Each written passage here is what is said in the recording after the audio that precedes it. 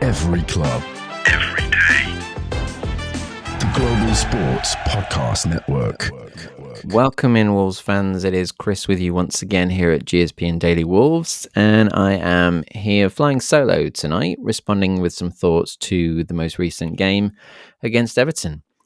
And I'm sure there's some people out there maybe a little bit frustrated, but I have to say I feel like it's a good point. It's a good 1-1 draw.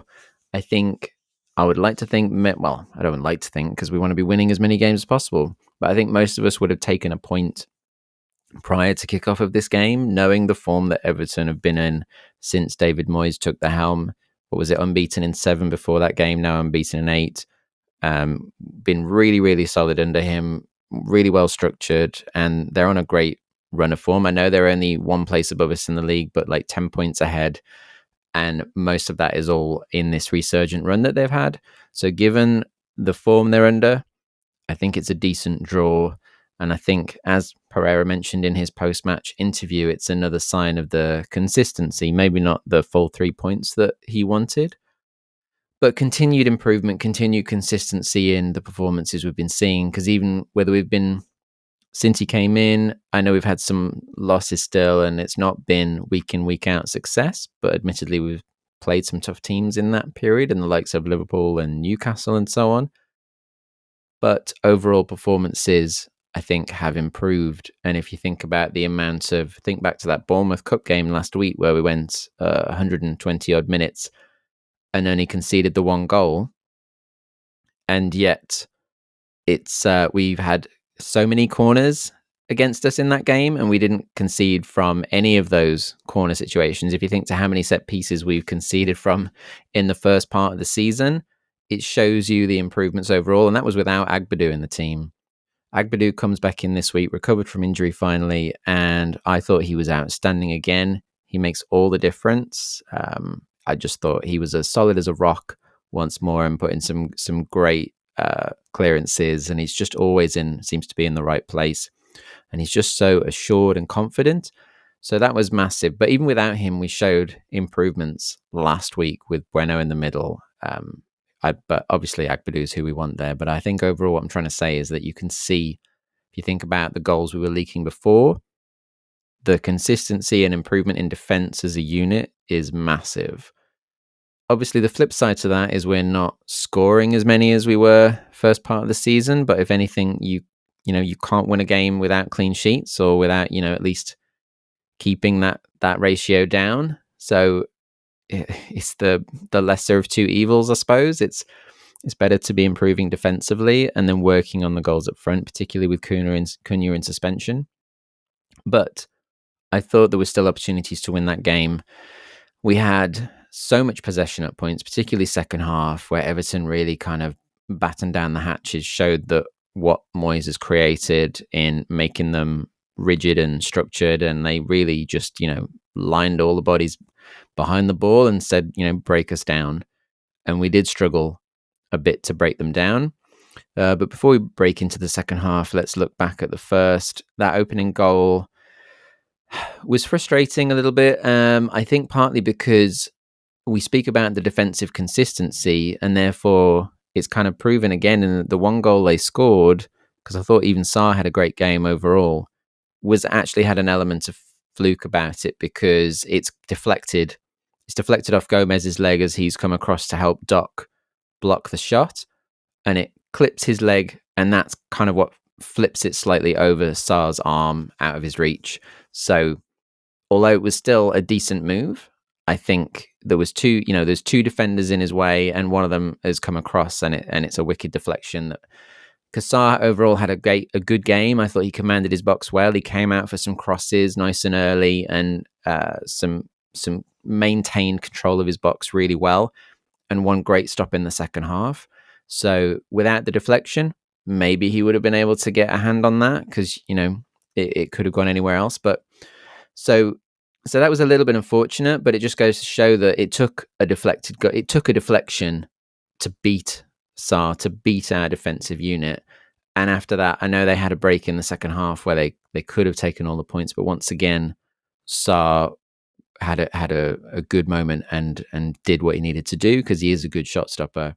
and Agbadu chasing back forced the striker into making the decision to strike it as quickly as he did without really doing much to it. So overall, I thought first half was fairly even. It was a little bit. It was frustrating to go down to a little bit of a deflected goal. However, we fought back well. We showed commitment, considering how many games we've lost this season when we've gone behind initially. We showed good improvements again to come back, get the equalising goal, and heaven, praise be, people, praise be, Menetzi's off the mark. All those missed chances in recent games, and I'm so happy for him. So happy to hush some of the doubters that he finally got his goal. Hopefully, it just helps with his overall finishing going forward. I was a little bit surprised that there was so many midfielders packed into the formation, Cunha being out, and that we were told in the press conference before the game that, Gedge was going to be available again. Hwang was available again. Larson obviously available.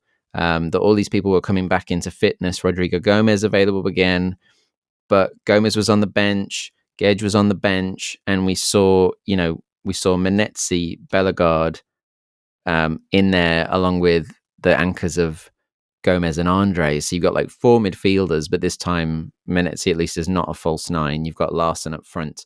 However, Larson being up front and Menetzi being a bit deeper allowed him to do the Dave Edwards role, the Menetzi-Edwards role of breaking into the box. And the goal, the equalising goal, there was a few great involvements in it. Bellegarde, beautiful pass to play Menetzi in, nice through ball, and it was the run of Larson, because he does do a lot off the ball as well. And I know people moan that he doesn't hold up the ball well enough, but him being there and Menetzi being a little bit deeper, it's Larson's run that forces the defender to make a decision about where to go, and it opens up the gap just enough for that through ball to allow Menetzi to storm in a little bit later into the box than when he's playing the false 9 role, and it allows him that, and it's just a toe poke really, but it's the speed of the movement, it's the speed of the transition that enables it to just get past Pickford, even though there's not much to the finish. It's the speed of the overall movement, and it makes the whole thing just happen fluidly. The run of Larson to open up the gap to allow Menetzi the run in the box, and then the quick finish off Bellegarde's through ball. So 3 players involved in that one moment. Bellegarde continuing his improved form since in the last few games, since Pereira's kind of like rejuvenated him into this more central role that he kind of floats around in. Menetzi, a bit further back in midfield where he wants to be, but being allowed to run into the box. And so I'm so happy that he finally got his goal. It was interesting that he went off at halftime, apparently picked up a bit of a knock, and they're playing it safe, took him off at halftime. And so Sarabia came on for the second half. And I thought Sarabia second half had a really good game. Again, he gets a lot of criticism, especially, his reputation, given the wages he's on, given where he came from, and his strength. But I thought he was heavily involved in second half when Everton was sat back a lot more and we had all the possession. He actually had the most passes in the final third of any player in the game, and he only played one half of football. So that shows you how much he was involved, how much he was getting forward, and how much he was like trying to create things for people. And I almost feel that he was suited to that second half of the game very well, even though maybe he came on a bit earlier than anticipated with the Menetzi injury.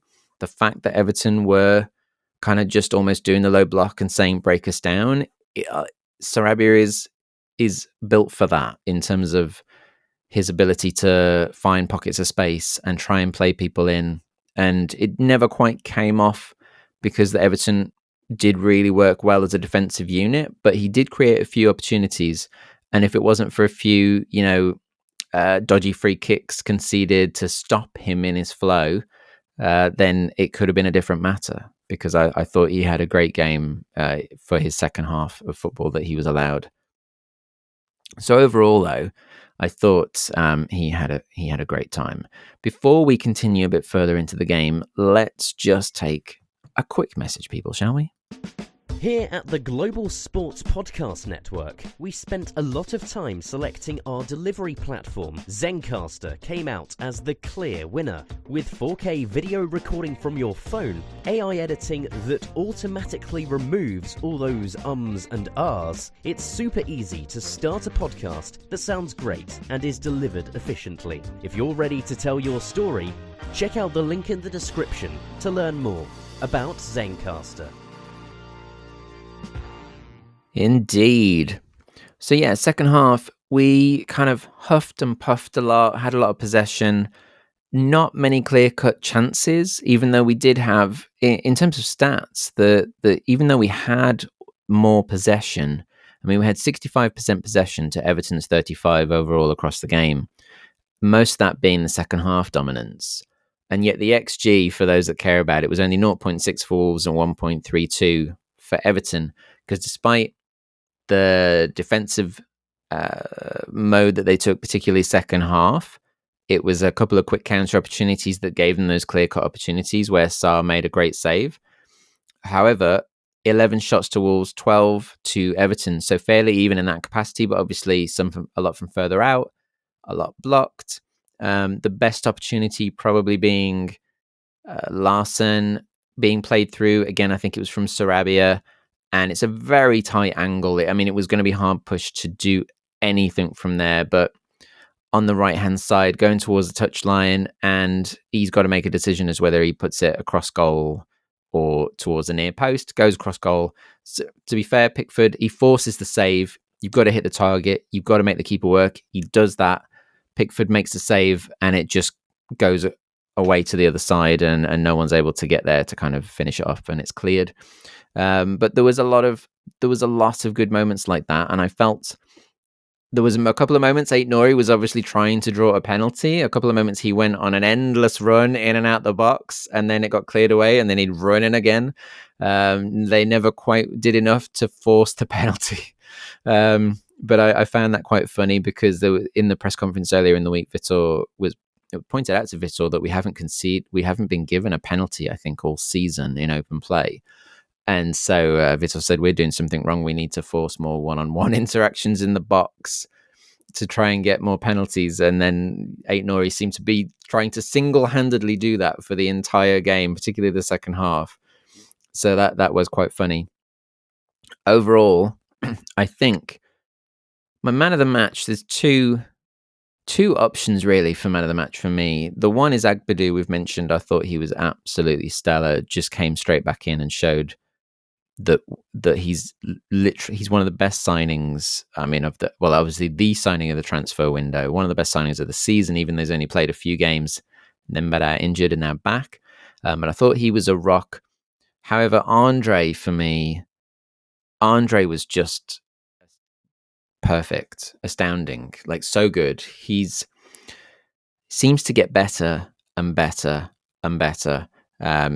Obviously, he picked up a yellow card. I was worried he was going to get a second for shouting at the ref. The way he was clearly frustrated. He felt that he got the ball, or that he was also impeded at one point. However, overall, though, his dominance, his tracking, his work rate, and the celebrating the tackles at times to keep possession when we were pressing in the final third and penning them back and winning the ball high up the pitch. He was involved several times when it looked like they'd break, and he would track back and shut that down and get the ball back and then play it forward again. And the passion at which he celebrated those moments is what you want to see. It's like we saw from Gomez last season when he first came in, and people were so loving the way he would celebrate his tackles. We saw the same from Andre that we've been seeing the last few games, and he's just magnificent. So I think Andre is probably my man of the match, but it's a close one. Agbadou I thought was fantastic, but Andre I think has to just pinch it for me. So I'm frustrated. I'm frustrated a little bit that we didn't win. Of course, I want the 3 points, but overall, I think it's a good point. I think, as I mentioned, given Everton's form, given our circumstances, we want to be getting points, not losing them, or at least not losing. We didn't lose. Other results went our way, which we don't want to be looking over our shoulder. Obviously, we want it to be in our own hands, which it is at the moment. So it's a point gained. Goal difference stays strong. The 1-1 draw keeps that nice and clear still. So, as it is, we are 17th still in the table, 28 games played. Goal difference is minus 19, and we're on 23 points. So we're now 6 points clear of Ipswich and Leicester. Both played the same amount of games. Goal difference minus 32 for Ipswich, minus 37 for Leicester. So there's a big gulf there. It is essentially an extra point, and they're both still on 17 points. So 6 points clear now. If we go to Southampton and get that result that we so badly need, because we've just got to do it. We've just got to win that game so bad. I mean, if we don't, there's going to be hell to pay. But you would think Saturday the 15th of March next week, if we go away, get the 3 points there, and then once again other results go our way and we end up 9 points clear, that's going to put us in an even more solid situation. So I'm crossing my fingers next week for the solid 3 points. I think we'll do it. I think we've shown that more than a few times this season, because this is obviously Cunha's second ban, that the team are capable of getting points without him, as much as we have obviously so much to thank him for the goals he's brought us. The team does still create opportunities when he's not there. I know maybe it's not as many as we would like, but I think that will improve. And I know that we've still managed to score when he's not been on the pitch. Other people have come up with the goods at times. Bellegarde, obviously, Menetzi's now scored. Larson already got 7 goals before his injury period. And so I think it's an opportunity for these people to shine. I was a little bit sad we didn't see Rodrigo Gomez. I was also a little bit surprised at first that he wasn't anywhere in the starting lineup, given the fact that Cunha's out. However, it would seem that what with Menetzi and Bellegarde in as well, Vitor seemed to go for a more physical presence for this game. Everton are quite a physical side. Maybe that's why he went for the formation he did. Be interesting to see against Southampton, given that they are a lot weaker. They are a championship team. Will he mix that up a bit? Will the likes of Rodrigo Gomez get the start, come in and get some more time? Because that's a team we should not be sitting back on. We should be going, even without Cunha, gung-ho and just like taking that to them. It's away from home, but we are more than capable. Like, we've got to do the business. And so I would like to see him go more attacking next week and really maybe give some of those people an opportunity. It was nice to see Gedge get a few minutes towards the end. He did get knocked off the ball a few times. At one point in our final third, in our defensive area on the left-hand side of the box, where he got knocked off the ball quite aggressively. On the one hand, I was quite shocked that the ref didn't give a free kick because it looked a bit overzealous. However, this ref did let a lot go. I was actually quite surprised that he let so much go. I thought there was a couple of the Everton players that should have had at least one booking, and that was frustrating to me. However, what was more upsetting is that, because I do think Gedge has had his best season for us so far. I mean, that's not hard considering how poor he was when he first came in terms of just not even wanting to be here. But all the things he's done well this season, when he did get barged off the ball, it was in such a dangerous area.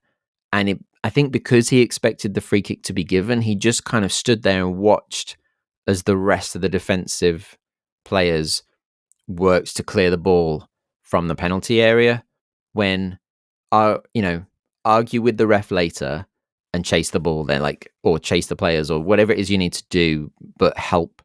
But it seemed like he was just kind of stood still, shocked that he wasn't getting anything, and then just waited and waited to see what would happen. Don't wait. Play the game. Worry about it later. So that was frustrating, but at least he got a few more minutes, and he did make some good runs, but not much time to really do anything of impact. And I think, given again that Everton were kind of sat back so much, he's better, I think, on those counters, on the quick transitions, because he has got pace. Maybe not the perfect game for him. So that does speak a lot as to the starting lineup that we mentioned. So overall, I was happy. Let's take one more quick message before we get some final thoughts. Your body is unique, and Global Sports Podcast Network has partnered with Bioniq, the world's most personalised supplements. Bioniq provide 100% tailor-made supplements designed to deliver precisely what your body needs at exactly the right levels to optimise your health. No guessing. So click the link in the show notes. Use the code GSPN 2025 for 40% off your first month's subscription. Bioniq. Don't settle for off-the-shelf solutions made for just anybody. Get what's right for you right now. Do it right now, peeps. Do it right now. I was a little bit sad that, as I mentioned, Rodrigo Gomez didn't get a play. We did see Hwang Hee-chan come on top for Larson to rest him. Did have a couple of chances. I'm really praying that he comes back into form. He really needs it. We need it. You know, if Cunha is out, and on top of that, Cunha we know is going to go in the summer. I mean, it's pretty much a done deal. We need the likes of Larson. We need the likes of Chan to do the business. We need them to come back into form. We need Vitor to, get this team working around these other players. We need to not be reliant on Cunha, and this is the time to do it. We need to support them, and hopefully they can get us through this tough period. I don't mean in terms of the fixtures, because we've got some easier ones coming. I just mean in terms of the season, the pressure of these last few games of making sure we ensure Premier League survival. Because come next season, these are the players, some of them are still, on long-term deals that are going to be here. I know we've got a few leaving in the summer, but Larson, obviously, that's becoming a permanent deal. He's going to be here to stay.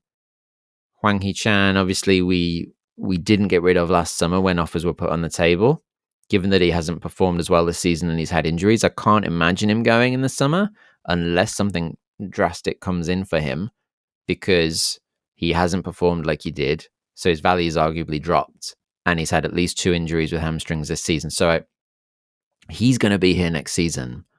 We need these people to be doing the business. So now is the time to show it, to keep them in the league, and then go into next season with more confidence. Go into next season knowing that with or without Cunha, probably without, given a few changes or some additions in the summer, these people can be the players we know they can be. We've seen Hwang hit double-digit figures. Yes, it was his best season, but he can do the job. He can score us goals. It's just clearly something's gone wrong since last season when he picked up that injury after the Asian Cup, and he's not been the same player. But he's had some great purple patches for us. Vitor needs to find the recipe there. Larson, he's obviously still young. He's still quite young. I think people forget that. He has got experience in other leagues, but he's still quite young, and it's his first season in the Premier League. I think he's done a lot, and I think people don't often see a lot of the work he does, like that run off the ball yesterday to create opportunities for other players to come in.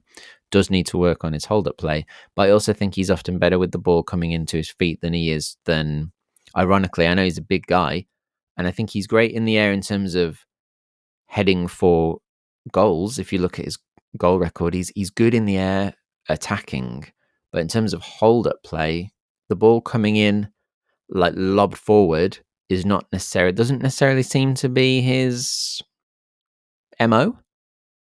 When it's on the ground, he seems, I think, a bit better, and running onto it as well. I know that's weird, but maybe we're not playing to his strengths, and admittedly we aren't in terms of at least attacking threat, because how often do we get aerial balls into the box? We got a couple yesterday. He had I think at least one opportunity from them, but he needs more. Maybe that's something we can work on in this period without Cunha, because we need to be playing to the strengths of the striker on the pitch, to the strengths of the players on the pitch, not the one-man show of Cunha, who always wants it deeper and wants to, shoot from out ridiculous range and do so much and run at people. That's not Larson. That's not him. That's not really Hwang. He likes to run onto the through balls and be a, that in the box sniper. So we need to think differently. We need to be prepared for life without Cunha. We need to support these guys, and with the strength of Andre and Gomez behind them, there's still so much to look forward to there. I am optimistic, guys. I'm optimistic. I feel it. I hope you do too. So, knowing that we've got people returning to fitness, though, knowing that, we've got an international break coming up soon as well, there's so much room, I think, for optimism. 6 points clear. Only way is up, people. The only way is up.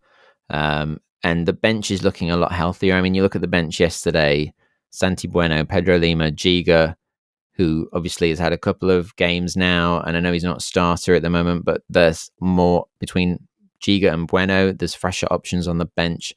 Doyle, Guedes being fit, Gomez, Hwang Hee-chan, Pablo Sarabia. The bench is looking stronger than it has for a while now that people are coming back from these injuries. That's what we need with Cunha being out. We need options. We need structure, and we need people that are going to step up. And I think yesterday people stepped up. Manetzi got his goal. I thought Bellegarde played great once again. Andre was fantastic. Aït-Nouri trying to single-handedly win penalties from the entire team unsuccessfully, but he tried. And Agbadou being solid alongside Totti Gomez again. So, and Sarr had a great game. Sarr looked like Sarr of old, dominating the box, great shot stopping, and that save that he did in the dying stages of the game is as good as that's as good as a win. Those saves make the difference. So everyone played their part. I thought yesterday was a team game, and it has to be. Without Cunha, it's a team. It's not a one-man show. And so I think overall that makes it a good draw. That makes it a good point. And it means that we go into now the Southampton game with the chance of going 9 points clear of the bottom three. I'll take that. Won't you? Yeah, me too. So remember, people, the only way is up, and it's looking bright, I hope, because consistency is key. And I think there's always signs of improvement. So, out of darkness cometh light. Every club, every day. The Global Sports Podcast Network.